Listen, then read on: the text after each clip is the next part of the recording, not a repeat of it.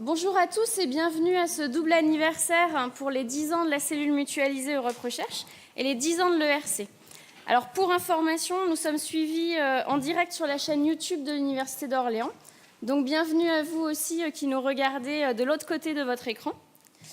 Alors l'après-midi va se dérouler en deux temps. Tout d'abord une table ronde avec des lauréats ERC en région Centre Val-de-Loire, puis des responsables scientifiques de projets européens vont présenter leurs projets de recherche et leurs résultats. Enfin, nous terminerons cet après-midi par un cocktail afin de continuer les discussions lors d'un moment plus convivial. Alors avant de commencer, je vais donner la parole au président de l'Université d'Orléans, M. Harry Bruant, qui nous fait le plaisir de nous accueillir dans ce bâtiment historique d'Orléans, qui est le Centre international universitaire pour la recherche. Merci Géraldine et bonjour à toutes et à tous. Ravi de vous accueillir ici. Un anniversaire de 10 ans, un bel anniversaire. Donc on vient de rappeler les 10 ans de la cellule mutualisée Europe Recherche et aussi de l'ERC. Le CNRS, je regarde Eric, c'est 50 ans, c'était quand c'est 50 ans le CNRS? Ouais, 67, ouais. Donc, 50 ans le CNRS. L'Université de Tours, je cherchais... parce que les anniversaires, on en a plein des anniversaires. Hein. N'oubliez pas que, une cinquantaine d'années pour Tours, je vois le vice-président qui nous rejoint, Emmanuel Le Signe, de l'Université de Tours. Emmanuel, vous avez fêté les 50 ans cette année, vous? Oui, donc c'est les 46 ans, c'est ça. Ouais. Ouais, la région, je ne voudrais pas dire, parce que le processus de création des régions est un processus assez long. Je sais que le terme de région centre a à peu près le même âge que moi, donc, et bien sûr, je ne vous dirai pas quel âge. Bon, pour l'Université d'Orléans, vous savez tous que nous en sommes, nous, au 1311e anniversaire, avec une interruption de presque 2 siècles. Bon, anniversaire, c'est toujours un moment important pour effectivement, c'est une occasion pour faire un point. C'est ce que nous vous proposons de faire cet après-midi. Je vais utiliser plutôt celui-là parce qu'il n'y a plus de... On a du souffle sur le micro. Donc de faire le point cet après-midi avec la partie la plus vivante, c'est-à-dire les projets passés, les projets en cours, les projets futurs de cette cellule qui est une idée, qui est une très belle idée. Je dirais quand on réfléchit aux problématiques qui sont les nôtres aussi, qui sont les nôtres aujourd'hui en région centre, était un petit peu en avance sur son époque puisque cette idée de mutualiser, de se rapprocher, il y a déjà 10 ans, c'était quelque part dans la géométrie qui est la nôtre, les prémices de ce que sera bientôt, je pourrais presque parler au présent, notre fameuse commu Centre Val-de-Loire, qui nous réunira en cohérence sur le territoire régional, autour entre autres de ces problématiques. Et j'espère bien que la création de cette commune nous permettra de développer ce type d'activité. C'est-à-dire que ça sera sans doute une nouvelle étape pour ce que nous faisons autour des chercheurs, des anciens chercheurs qui s'engagent ou envisagent de s'engager dans des projets européens. Cette cellule mutualisée Europe, nous la connaissons bien parce qu'elle nous apporte, quand on est chercheur, elle nous apporte des informations, elle nous environne, elle nous conseille, elle nous forme, elle coordonne, elle conseille. Ce qu'on connaît peut-être moins, c'est que cette cellule et nos 4 chargés d'affaires travaillent aussi beaucoup en latéral, en coordination au niveau régional, au niveau national, au niveau européen. Et ils sont présents à divers titres dans des structures à ces différents niveaux. Ils font aussi remonter de l'information, c'est-à-dire qu'ils travaillent aussi à la visibilité de nos dispositifs, de nos recherches. Donc des structures équipes qui les mènent, qui les accueillent. Et ça, on le sait moins. C'est-à-dire qu'ils sont aussi acteurs dans le sens de valoriser, de faire connaître ce que nous sommes potentiellement, ce que nous sommes en mesure d'offrir. Et cela est important quand on est à la recherche parfois de partenariats dans des domaines qui sont pour nous nouveaux, d'avoir ces relais, d'avoir cette capacité d'interagir à ces différentes échelles avec d'autres groupes qui, en proximité, sont en mesure de s'associer pour venir contribuer à des montages. Donc, une cellule mutualisée Europe dont les tâches sont nombreuses, Je pense que nos 4 collègues sont bien occupés au quotidien. D'ailleurs, si j'ai lu les notes qui m'ont été transmises, ils sont même, par rapport à un certain nombre d'actions, un peu en obligation de réduire un peu leurs activités dans certains domaines parce qu'il y a beaucoup de demandes croissantes dans d'autres. Donc ce sont des éléments absolument stratégiques pour nos communautés, pour nos établissements. Et là, je m'exprime bien sûr en tant que président de l'Université d'Orléans, mais aussi au titre de l'Université de Tours. Et j'oserais, Eric dira un mot à ma suite, mais j'avoue que j'ai toujours un peu de mal à faire la séparation. En termes de fongibilité, je suis dans des fongibilités symétriques dans tous les sens entre nos différentes institutions. Donc je suis certes un homme de l'Université d'Orléans, mais mes passés récents et mes nombreuses activités font que souvent je sais que l'on travaille tous, chacun dans nos responsabilités, pour le futur de nos communautés scientifiques qui, elles, sont mixtes de différentes façons et que nous sommes tous là pour les environner de la meilleure façon qui soit, pour que les travaux soient les plus productifs, les mieux reconnus soient.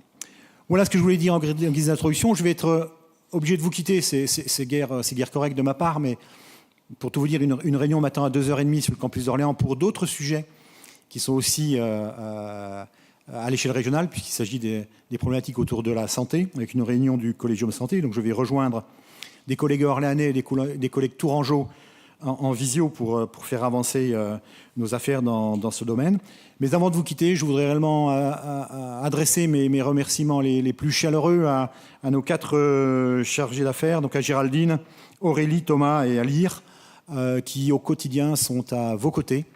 Et sans eux, je n'ai pas besoin de vous présenter des chiffres, sans doute vous les évoquerez cet après-midi, je les ai vus dans les dossiers. Il est clair que nous n'en serions pas là où nous en sommes en termes de taux de réussite.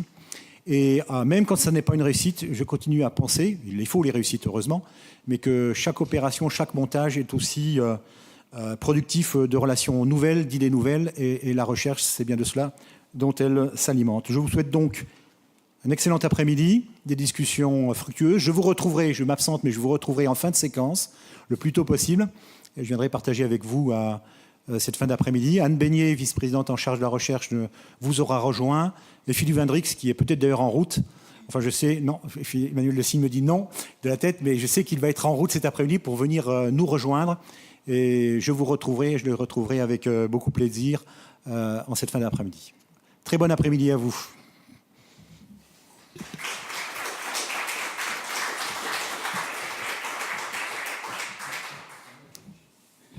Je vous remercie. Je vais à présent donner la parole au délégué du CNRS DR8, M. Éric Buffenoir.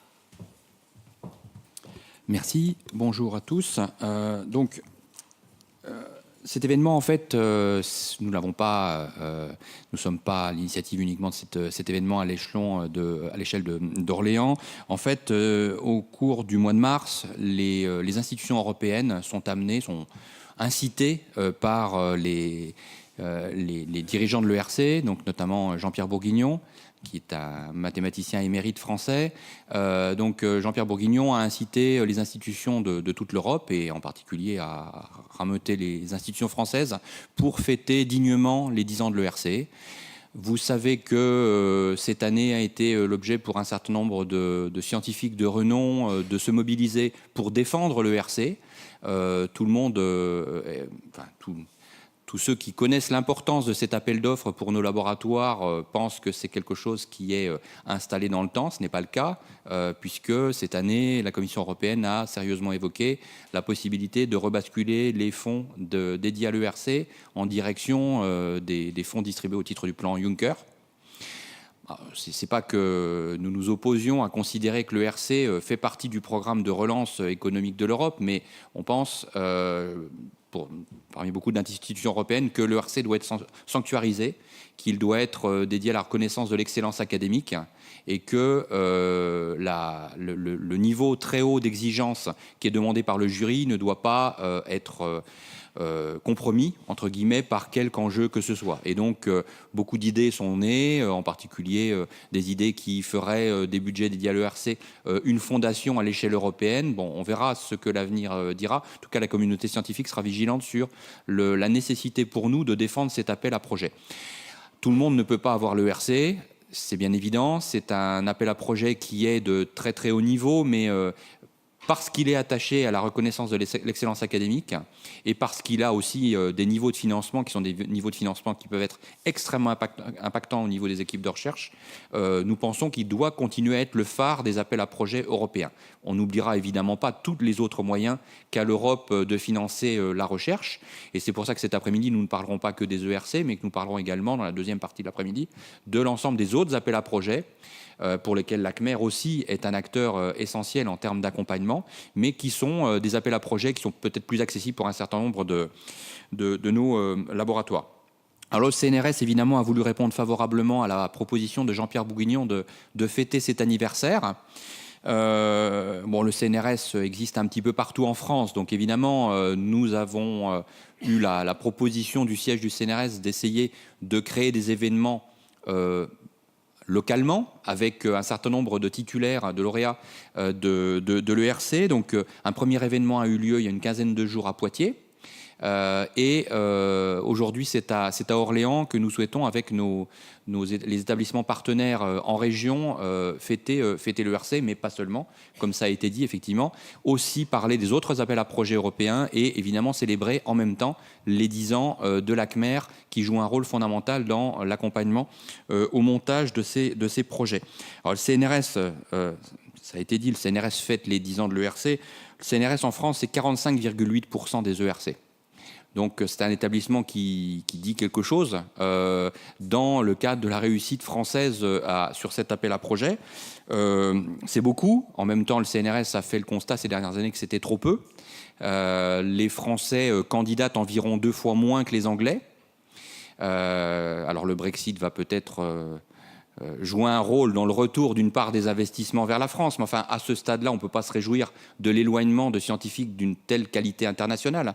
C'est assez dramatique pour nous tous.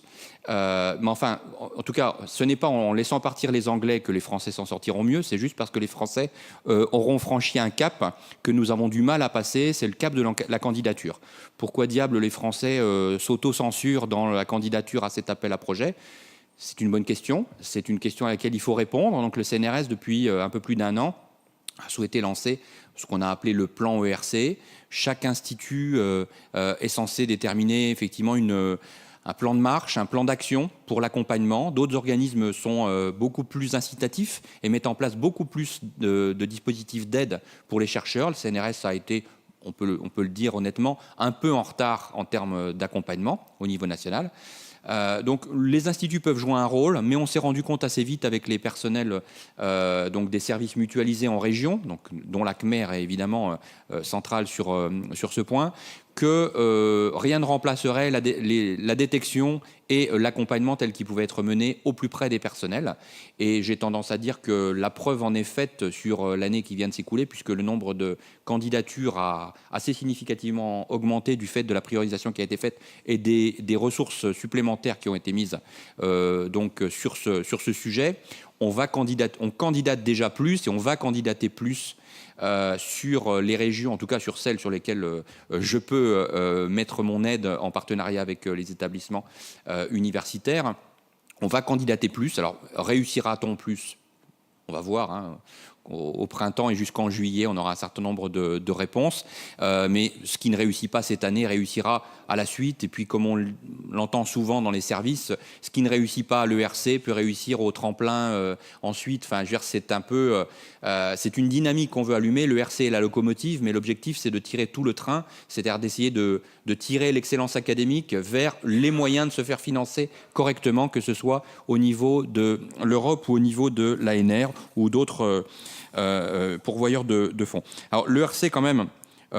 c'est une masse au niveau européen, hein, un peu plus de 12 milliards d'euros qui aura été distribué au cours des 10 ans qui viennent de s'écouler, 7 000 projets financés, 40 000 publications scientifiques engendrées dans le cadre de ces ERC, c'est pas vraiment anecdotique. On constate que la France a des taux de réussite tout à fait remarquables, parmi les meilleurs d'Europe, et que notre 3e place au niveau européen n'est due qu'à notre sous-candidature. Donc il ne tient qu'à nous, entre guillemets.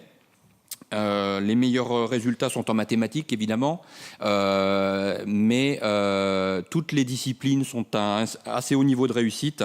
20% dans les domaines de l'informatique, des sciences cognitives, de la biologie santé, de l'ingénierie, 28% en mathématiques. Je donne ces chiffres-là pour une raison simple, c'est que l'opinion courante, c'est que les ERC, ça vise un tout petit happy few.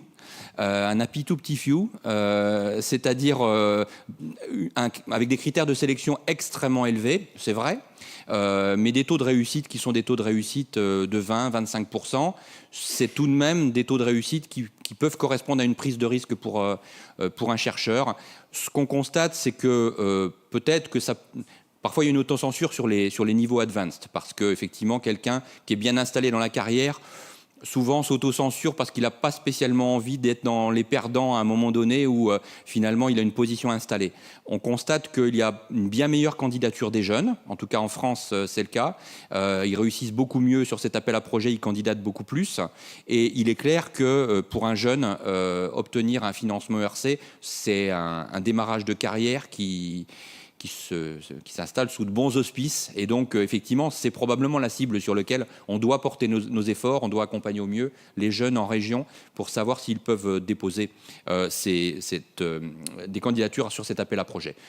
On a la chance, et donc la demande qui m'avait été faite par le siège, c'est qu'en région, on puisse célébrer l'ERC. Il se trouve qu'à peu près dans la même année, on nous dit célébrer l'ERC parce que l'ERC est en danger, et puis aussi il y a des élections présidentielles, célébrer l'excellence de nos laboratoires, célébrer aussi notre capacité à travailler avec les établissements universitaires partenaires. Alors ici c'est facile, parce qu'à la fois on a un nombre de ERC tout à fait appréciable, on a une cellule mutualisée d'aide au montage sur les projets européens, et peu de délégations françaises peuvent avoir la chance de s'enorgueillir d'un travail conjoint avec les établissements. Et donc c'est facile de cumuler l'ensemble de ces célébrations pour répondre à l'appel qui m'avait été envoyé par le siège du CNRS. Et je remercie évidemment non seulement les personnels de l'ACMER, mais aussi les VP et présidents des établissements partenaires pour avoir soutenu cette initiative et pour nous accueillir ici aujourd'hui dans le bâtiment qui, je l'espère, accueillera bientôt la commu, et j'espère qu'on y sera ensemble pour bâtir la politique commune de recherche en région. Voilà, je ne vais pas vous embêter plus. Je vais laisser la parole aux scientifiques parce que c'est tout de même eux qu'on est venu écouter. Et je vous remercie. Bon après-midi.